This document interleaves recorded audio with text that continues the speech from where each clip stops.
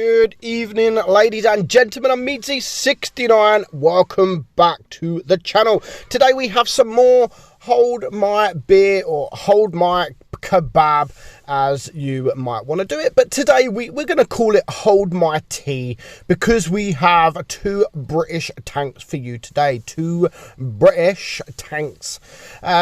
And the tanks that you don't really see too often in an OP replay, in a hold my beer, etc. We're going to watch a Chieftain T95, and we are going to watch an AT15.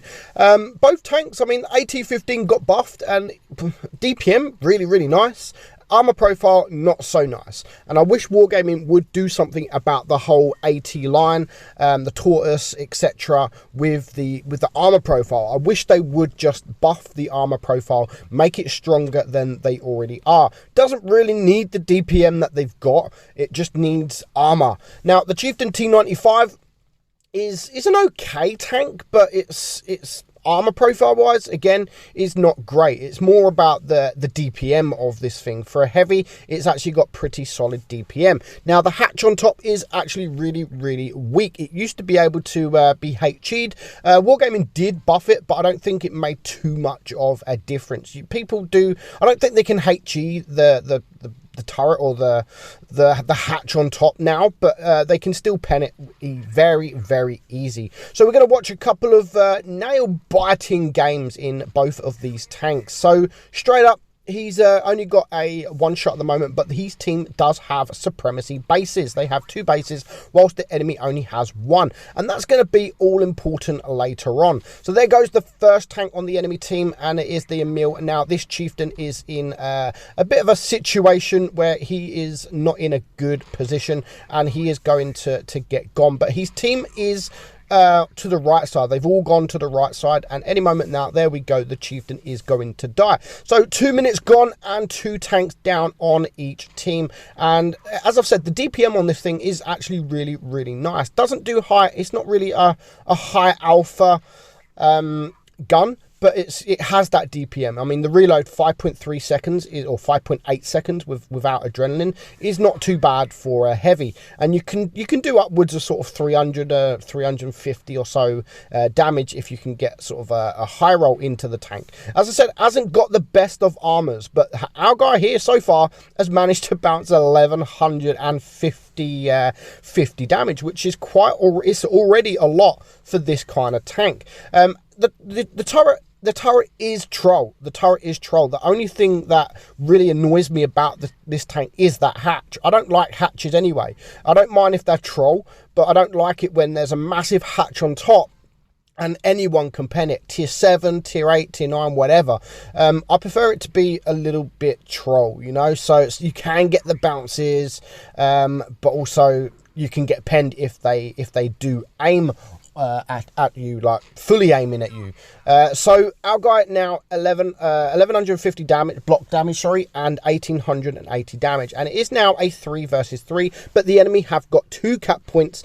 His team do have they did have 800 supremacy points, but now it's less, and the enemy team are going to start taking the lead on supremacy points. So they need to get a base, and they need to get another kill. Now the Yo has come to help him, so it's now 2 versus 1 against this IS-3 defender. So they should be able to take him out fairly quickly, unless the Yo bounces his freaking shells. So luckily for him, no one is focusing. They're focusing the Yo. Obviously, he's the lower hit point tank, and they obviously that is the right choice. The defender is trying to get out the way, but it is too late. And now the Yo is recapping base A, which is going to be very important. So it's just 2 tanks left alive now. The AMX 1375, which is a tier 7, not the greatest of tanks, and the AMX 50-100, who is losing a lot of hit points. But they do manage to take out the M7 Yo. Now he needs to focus focus just on one tank here. I know he's still full hit points,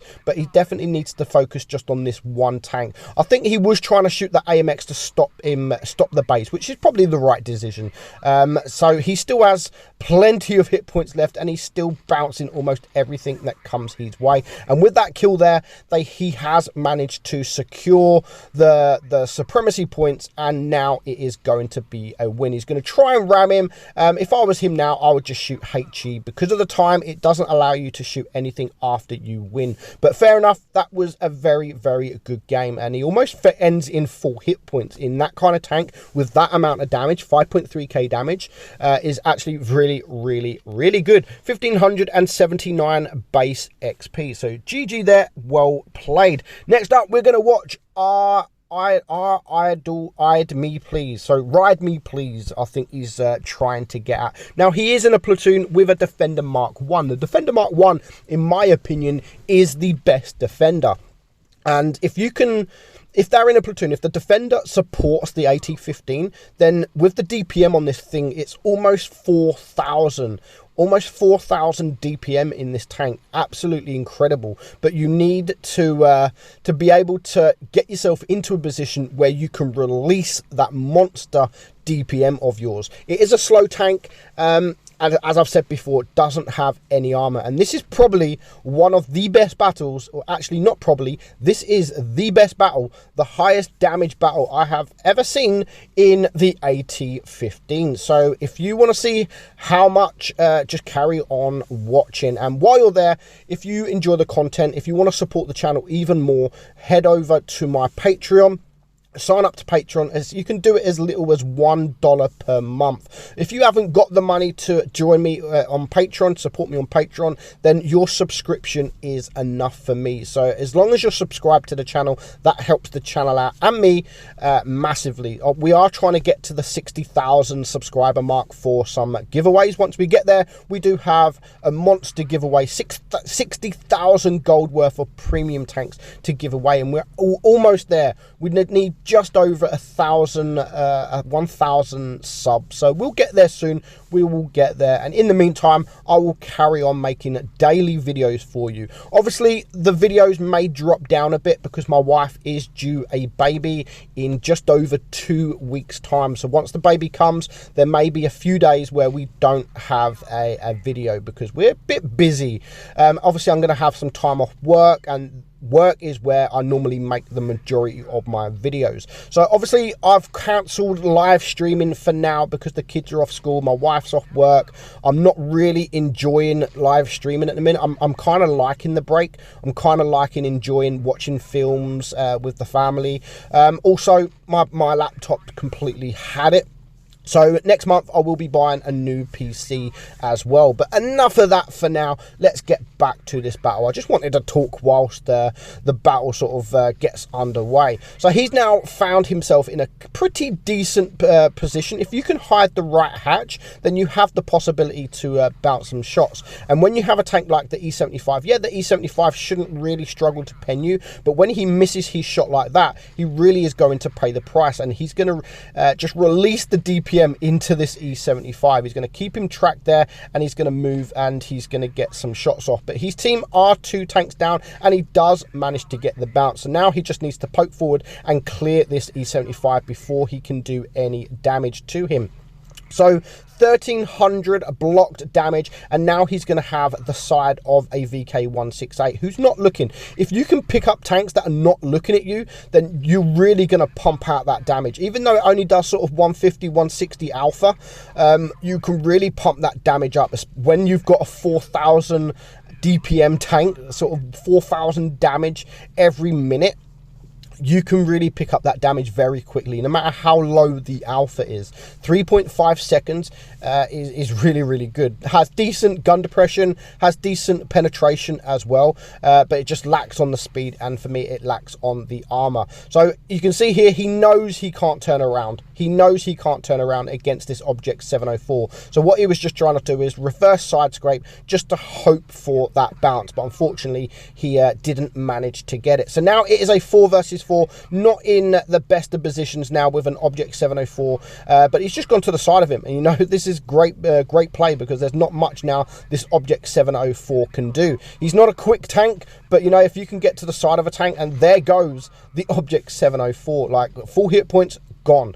So 5,200 damage. He has already done an incredible amount of damage, but there's still some more damage up for grabs. There is a full hit point Yag Tiger, and of course there is the Chimera there as well. Now, a bit of this I don't understand what he does. But there goes the M5 Yo. So it's now a 3 versus 2. His E75 is a one-shot, so he's just going to wait. I don't think he's going to drop down here. I think he was going to drop down, but I think he then thought, you know what, if the E75 is going to go and spot, they're going to focus the E75. So I'm best just sitting here, and that is the right decision, to be honest. The other E75 is a one-shot as well, so not looking too good. Don't push out E75 yet. Don't push out. Not a good idea to push out. Just wait for the guys to come, maybe sit on cap, no, just pull them out, but no one is doing that. So there is the Yag Tiger, and there is the Chimera. So unfortunately he missed that shot there on that Chimera, but he does get a nice shot there. And again, he could just stay here now and just farm this guy, but just in time the guy goes around the corner, and he's now only on 57 hit points. Now he is on his own, so it's a 1 versus 2. We know that the Chimera is only on 50 or so hit points. He can actually take a shot from this Yag Tiger. He puts him on fire, and the Yag Tiger turns around the corner, but unfortunately he was on fire, and there's nothing he could do. Now, the thing I don't understand right now is with 1.5 minutes left on the clock, I would honestly go search for this Chimera. You can take a shot. You can, I mean, you've got a minute. Yes, it's not a fast tank, but you saw the Chimera was going sort of to the right side. And I don't understand now. He does sit and wait for the Chimera. He's had an absolutely brilliant battle so far. 6.8k damage and 1,700 block damage. But I just think, like, this end of the game here, I know he sits and waits, but he can take a shot. If you was a one shot, okay, I would understand that you could just sit and wait for this guy to come.